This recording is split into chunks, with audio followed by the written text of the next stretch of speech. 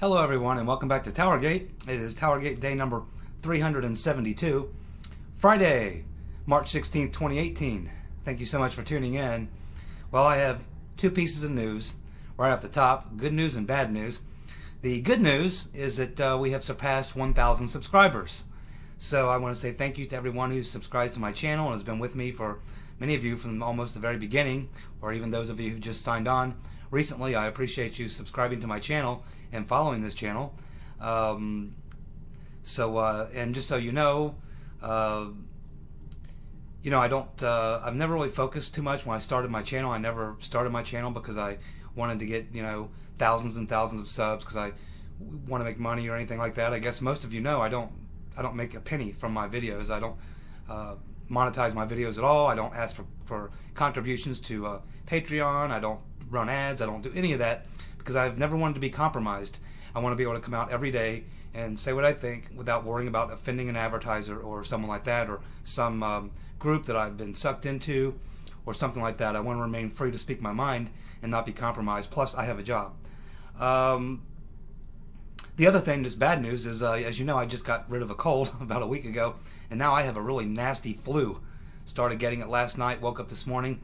I was a mess. I'm still a mess, but I'm fairly well medicated on Dayquil, and then I'll be taking NyQuil when I go to bed, and hopefully I'll make it through the day tomorrow, because you know how flu is. It's really nasty, sucks all the life out of you.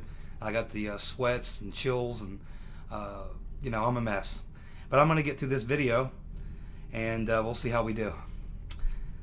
Okay, so the first story I want to talk about today is that we are looking at that Pennsylvania race, and of course it appears now that Lamb, for the time being, defeated Saccone. But now we hear that the Republican Party is going to launch a lawsuit because it appears that they believe some votes may have been changed because of voting irregularities with the voting machines. I've been saying for years, get rid of the damn voting machines. Let's go back to paper ballots. We can wait 24 hours, or 48, or a week. We have plenty of time. We can wait to count the damn votes. These voting machines are not going to work. There's just too much of this stuff going on. So now it's going to turn into a big mess. Now, what was interesting in analyzing that race was, first of all, Saccone was not a good candidate. He was not a Make America Great Again candidate. He was not on the Trump train, really. He was only at the last minute did he jump on the Trump train when Trump decided to come and campaign for him. The Republicans threw a lot of money at him, though. I think they threw like $10 million at him. But he wasn't a good candidate. Pretty weak candidate. Trump won that district by 20 points. He should have won, but he was weak. But what's to be noted mostly is how much money the Democrats pumped into that race for Lamb, and the way that Lamb campaigned. He almost campaigned to the right of Saccone. He campaigned as a conservative. That's exactly how he campaigned. Now, once he gets elected and goes to Washington, he will vote in lockstep with the farthest left progressive wing of the Democratic Party. That's what they always do. But this gives us a little insight as to what we can expect on how the Democrats plan on running in 2018 and 2020. What they're going to do is, in these districts where Trump carried the district or where it's very close, they're going to have their candidates run as conservatives.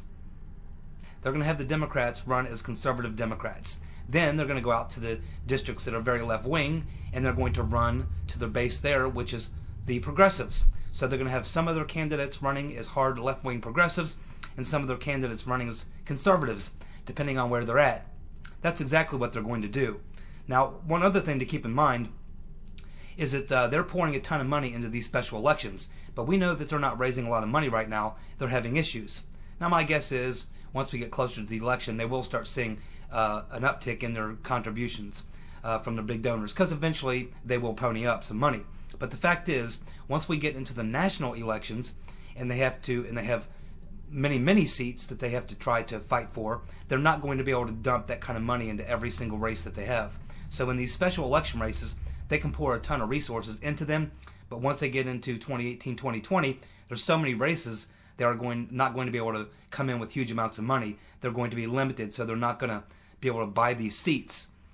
So anyway, that's kind of what happened with this race in Pennsylvania, and you got to wonder if the Republican Party is purposely trying to support weak candidates. Does the Republican Party, are they still anti-Trump? Are they going to try and help the Democrats win the House? That's a question you have to ask. Legitimately.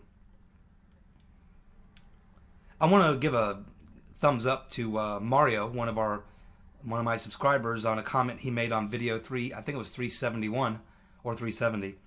And I just made a brief comment about the Pulse nightclub shooter, that his wife was now going to be indicted because she has admitted now to knowing about what her husband was going to do, and also giving the thumbs up.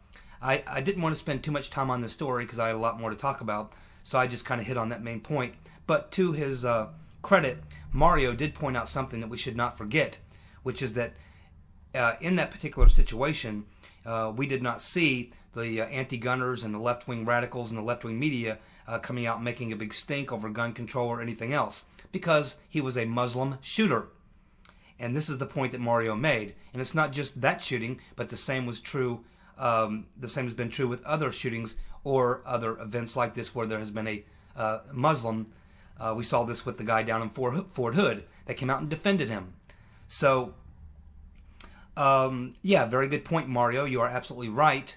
When it's a Muslim doing the shooting or some other violent act, you don't see the anti-gun protest. You don't see any of that. You only see it if it's a white kid. That's when you see it. Very well done, Mario. Also, I think you should all give Maura a thumbs up on Maura's list. Now, Maura's been with me for a long time, and she goes to extra effort to put together this Maura's list, which as we go through this whole fiasco, she continues to add the names so that we can, and I actually use that myself as a reference sometimes. If I forget a name, I can quickly click on Maura's list and jog my memory as to the name, because now we have, you'll see if you click on her list and expand it down, you'll see that I remember when that list was like 20 names. Now it looks like it's 100, 200 names. So it's a long list, and we appreciate Maura for keeping track of the swamp monsters that we are lining up. Now, what else she's doing, she's also putting 3 X's next to the name of those who have gone down. And what we all hope to see is that entire Maura's list with nothing but red X's, black X's, or whatever, all up and down that list as we tighten the noose and take down the criminals. Thank you very much, Maura. You deserve many, many thumbs up for the effort that you make on keeping our swamp creatures list active and updated. Thank you. She is a sweetie. Mueller, Uncle Bob the executioner, has issued subpoenas to the Trump Organization in recent weeks. Now, Trump said months ago that this would be his red line. So the question now has to come, and we've raised this question before: is Mueller trying to get Trump to fire him? Think about that one. It appears that Mueller hasn't got anything. Everywhere he goes digging, he comes up empty. And things are getting kind of desperate. So what could he do now that could bring down Trump? Well, he could do something that would force Trump to fire him, knowing good and well what kind of a shitstorm that would create. Could that be a strategy that Mueller is employing now? Do something that would force Trump to fire him, knowing good and well what that would do.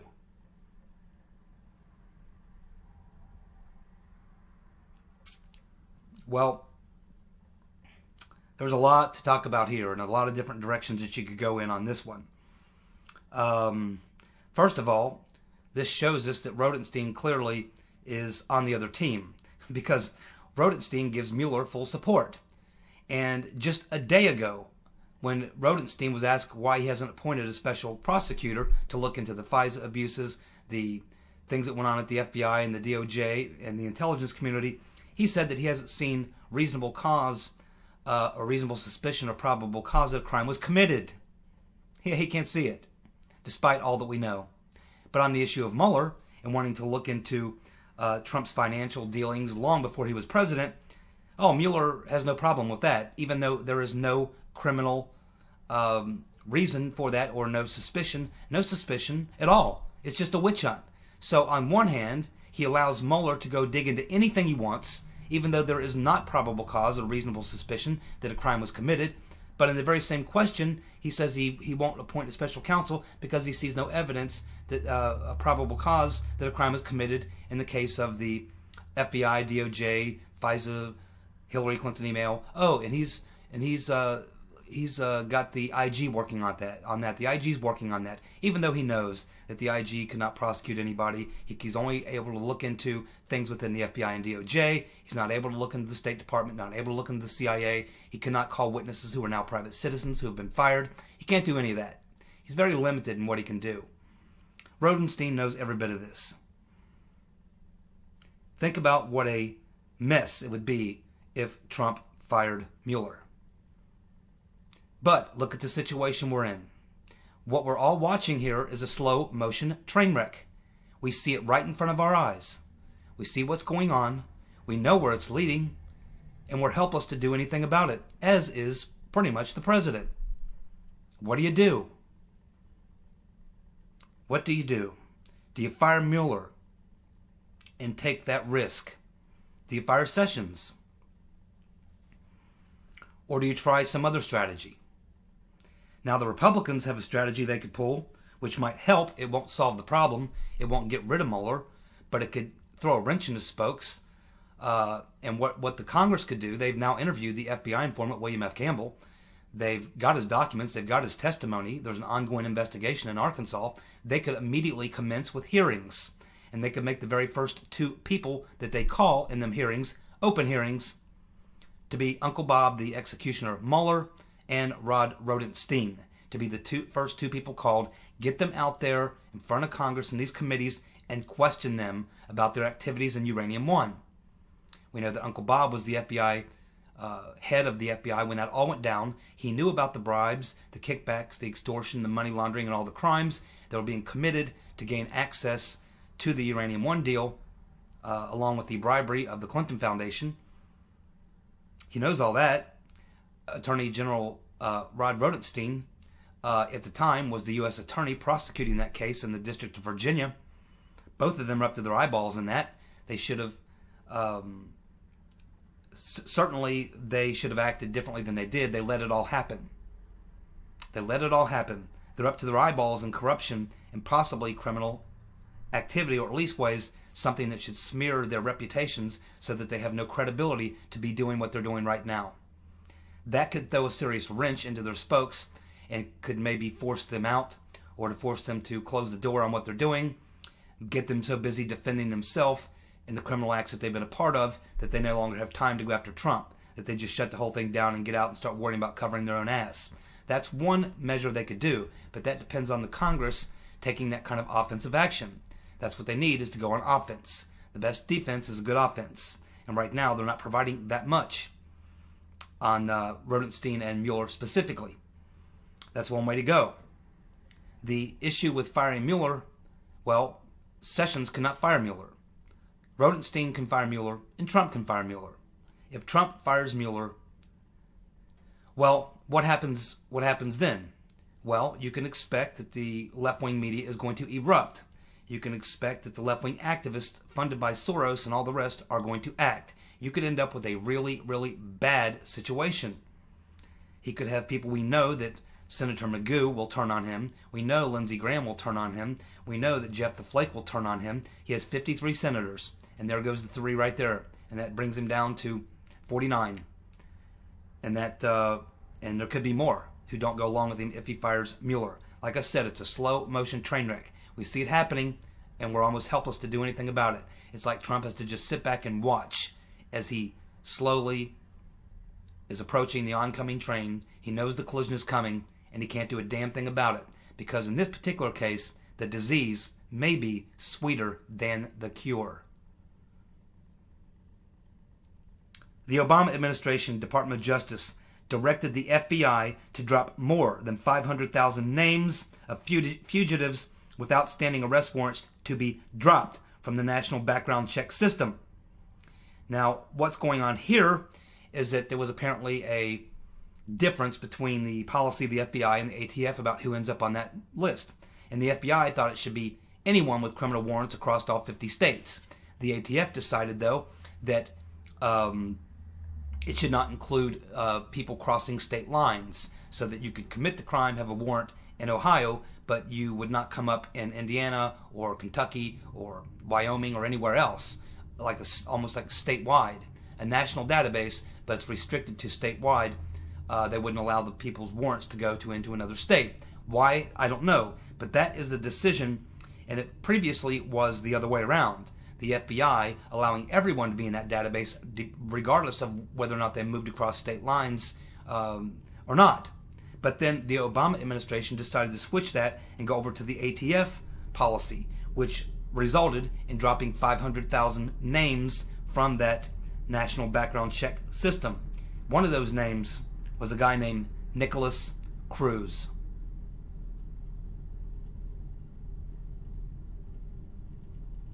You guys have all heard about this new book, Russian Roulette, written by Michael Isikoff and David Korn. David Korn of Mother Jones and Michael Isikoff of Yahoo News, who are also the first two to write the first two stories about this so-called collusion with Trump and Russia, before the word dossier was even mentioned. And of course we know their sources for both of them was Christopher Steele.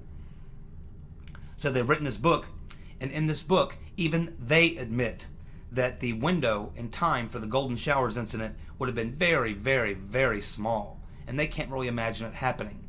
They both give it less than 50-50 chance that it actually happened, and even Christopher Steele agrees that it's hardly, very, very unlikely that this ever happened. They lay out the entire time frame, and they say that Trump came to Moscow, and the very first thing he did was he attended a birthday bash for this Azerbaijan pop singer.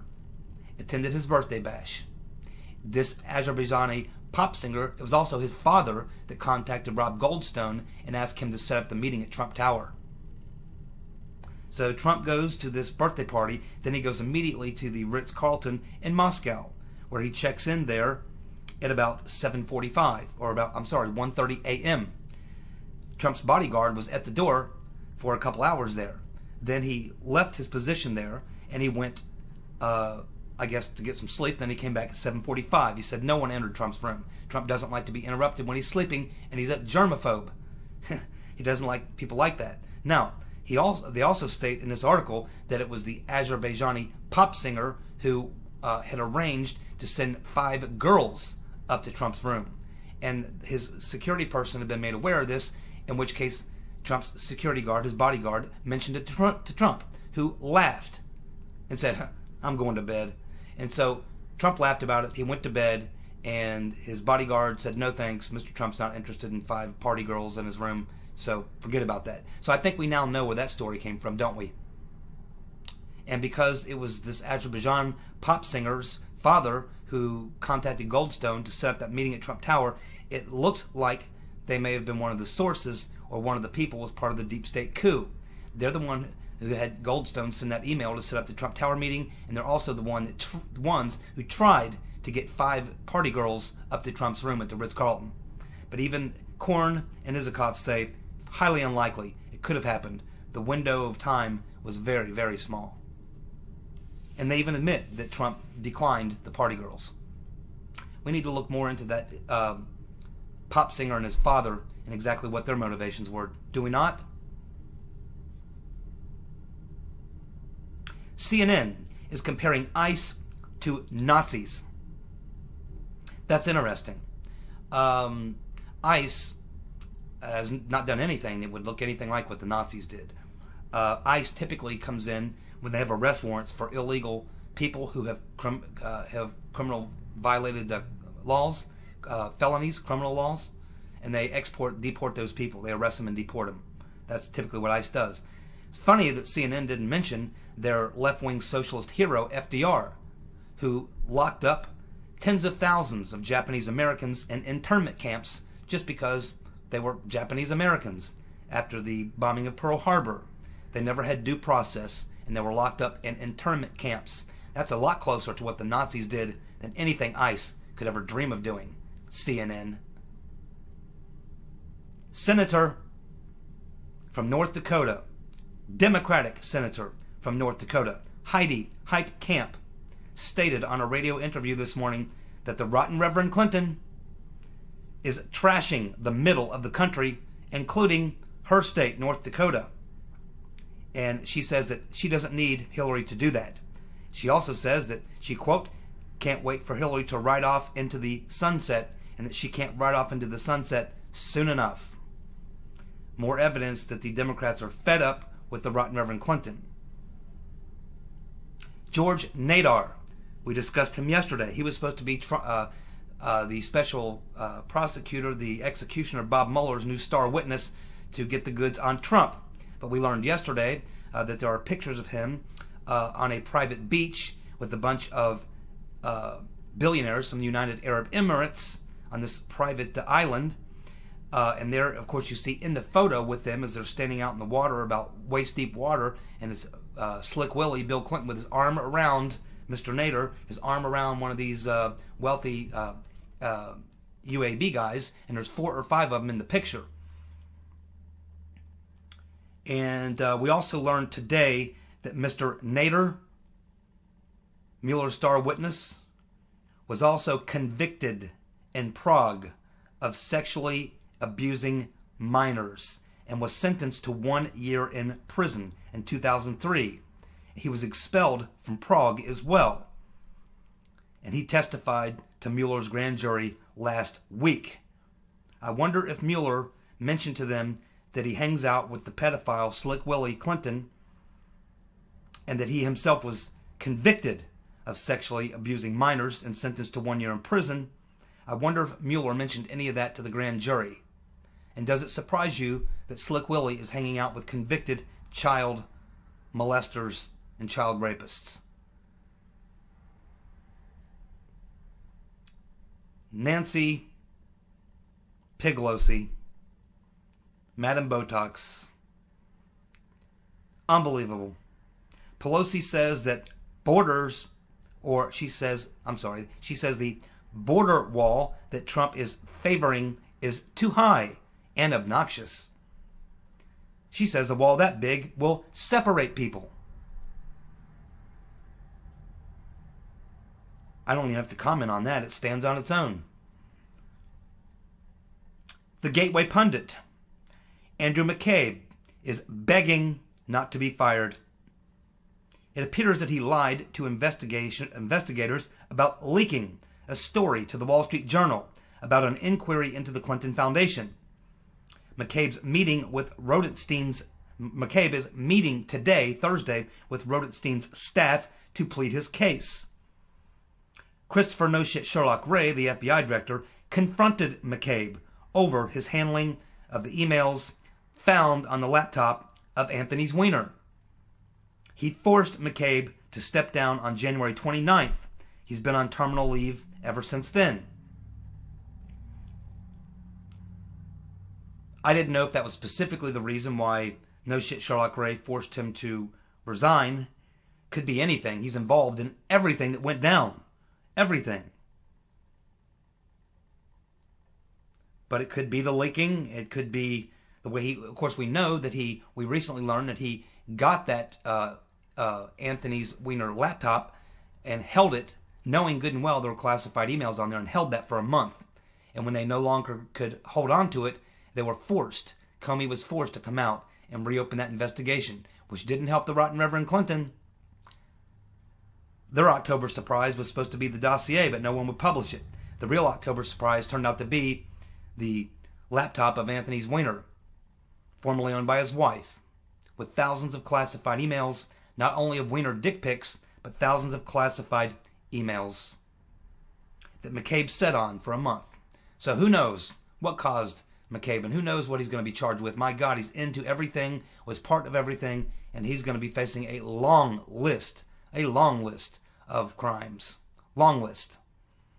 Question is, when they get him in there, and he's looking at probably spending the rest of his life in jail for that long list of offenses, criminal felony offenses that he took part in, will he turn and become a witness for the government? There's only people that he could give up, or the people above him. Everyone below him has already got their tit in a ringer. So he can only go after people or give up people above him.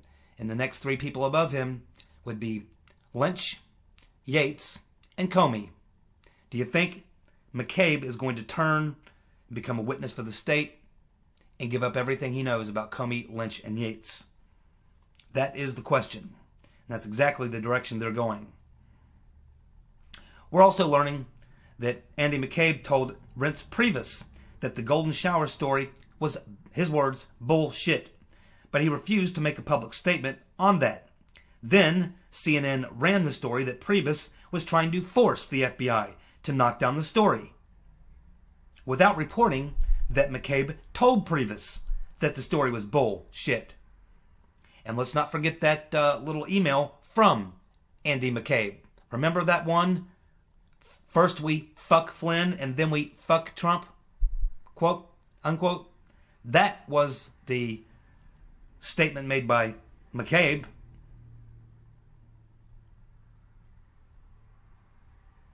So this is talking about a meeting where Priebus was telling McCabe, hey, I'm getting beat to death every day over this. What do you guys got? Is there anything you can do that you can give me that I can put in a statement so we can get the media to back off? They're just slaughtering me, and I have nothing to say in the president's defense. And McCabe told Priebus as well, I can tell you right now that the golden shower story is total bullshit. In which case, Priebus says, well, please, then go out and make a statement. And McCabe said, oh, I can't do that because that means we would be commenting or rebutting a news story, and we don't do that. And at which point that kind of made Priebus mad, but he had no choice to accept it. But then the very next day, CNN comes out and runs the story that McCabe told the FBI to back down or back off on the P-Gate story, and never mentioned that McCabe told Priebus that the story was bullshit. Inside sources at the FBI are reporting that McCabe's firing is due to finding damning evidence of McCabe's handling of the rotten Reverend Clinton email and Clinton Foundation investigations. Well, again, it could be any of these things. The leaking, his handling of the investigations, the insurance policy, God knows what, man. The guy was totally in the tank for Hillary. He was part of a corrupt coup, a frame-up. He's involved in all of it, up to his eyeballs. Regardless of whether he gets fired by Sunday is almost irrelevant. He's going to prison for a long time. Even if he cuts a deal, he is not going to walk totally scot-free. He is done. So we will have to see. But I mean, pick a crime, any crime. He's guilty of a whole laundry list of them, and he knows it. I think he's going to have to cut a deal of some sort and give up some people. There's a report out there that Trump's planning to fire Sessions and replace him with Scott Pruitt, who's currently at the EPA. And then Pruitt would then fire Mueller. That's true. If he fired Sessions, Pruitt would come in. He would be the head of the Department of Justice, and he's not recused, so he could fire Mueller and Rodenstein, which he should do. Boy, that brings up the same point we were just talking about before. What do you do? I'm going to leave this up to you in the comments section because I know I have a lot of very smart people who subscribe to my channel. I'm very interested in your views, what you think about this. What should Trump do in regards to Sessions? Now, I know this is one of the most divisive topics that we touch on here is what about Sessions. And you can go to many other right-wing or conservative or libertarian or whatever, right of center, populist, whatever type YouTube channels, and you can look at the comments on everyone's channel. Whether it's Hexenhammer 666, whether it's H.A. Goodman, whether it's the Trump Mafia, go any of these channels you want, and you'll see that there is very big difference of opinion over Sessions. Some people want his head on a noose. Some people think he's behind the scenes doing a great job. He's on Trump's team. And as most of you know, my position on Sessions is that it's not all good and all bad. I do agree, as I've said from the very beginning, that he made a mistake by recusing himself. And if he was going to do that, he should have just stepped down and let Trump get a new attorney general. He opened the door for Rodenstein to bring in the special prosecutor who is on a witch hunt. That was all because Sessions went along with it. And who advised him to do that? Obama DOJ lawyers told Sessions that's what he had to do. What Sessions should have done was said, you know what? This all came about because of a leaked conversation between me and Russian Ambassador Kislyak. Actually, what I'm going to do, rather than recuse myself, is I'm going to have a complete investigation and find out who leaked my phone call with Kislyak to the media, to the New York Times, and over to someone at the DOJ or FBI. I'm going to find out who leaked that, because that is what caused Sessions to come under fire and have to step back. He was set up. He was set up. They set him up, and then when he came to them, and they said, "Oh, it looks like they get the call with Kislyak and Sessions. They release it. Now he's got his tit in the ringer. So then they have to go to him and say, "Oh, see, now you're in trouble. What you're going to have to do is recuse yourself." Those were Obama DOJ holdover lawyers that gave him that advice. He should have been looking into who set him up. That was a setup, just like the Trump Tower meeting was a setup, just like Papadopoulos and Alexander Down the Hatch Downer was a setup. The Flynn phone call was also released. That was a setup. Every bit of it. Part of the deep state coup. I don't think Sessions is part of the deep state coup. I don't think he was a plant from the very beginning. I don't think he's a bad guy. I've never met him, but I've been watching him for years. I don't believe any of that. I just think that he's probably in over his head on this, and I think he has a very deep fear that if he comes out and he begins to launch investigations or prosecutions into Hillary, Comey, Lynch, Obama people and all that, he's terrified, because he's been told this, that there could be violent civil unrest in the country. Then, of course, you get someone like Soros and the Clintons and all their friends. They pump millions of dollars, tens of millions of dollars into these left-wing activist groups who hit the streets. Pretty soon they're burning down cities all across the country. We get martial law. We get the National Guard on the street. I've been through this once before, back in the 1960s. It's ugly.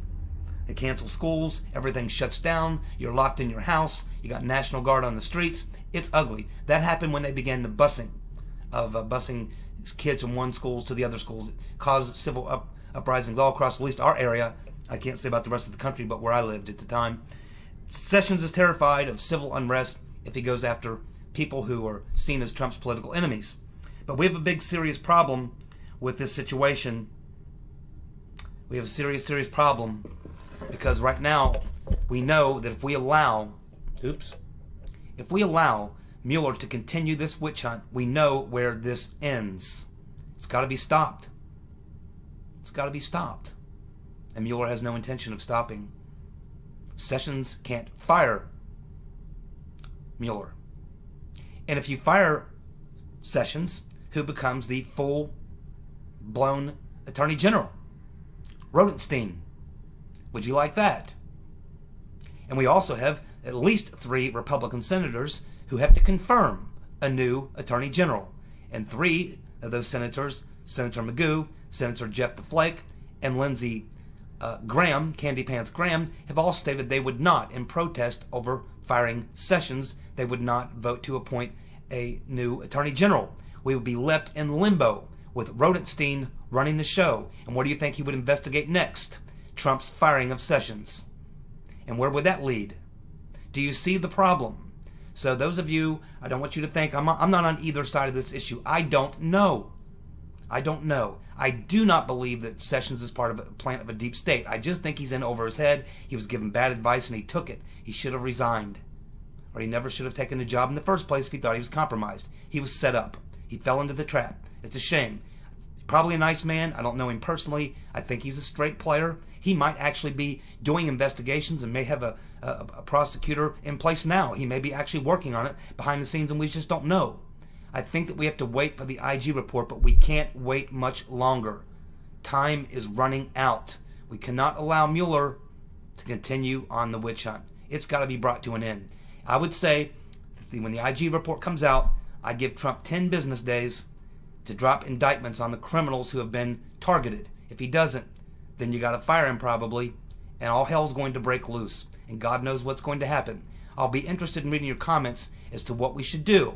Fire Sessions and get Rodenstein and throw the country into God knows what sort of turmoil, or hang it out and wait and see what happens. What's your thoughts? Thank you for tuning in. You guys have a good night. Goodbye.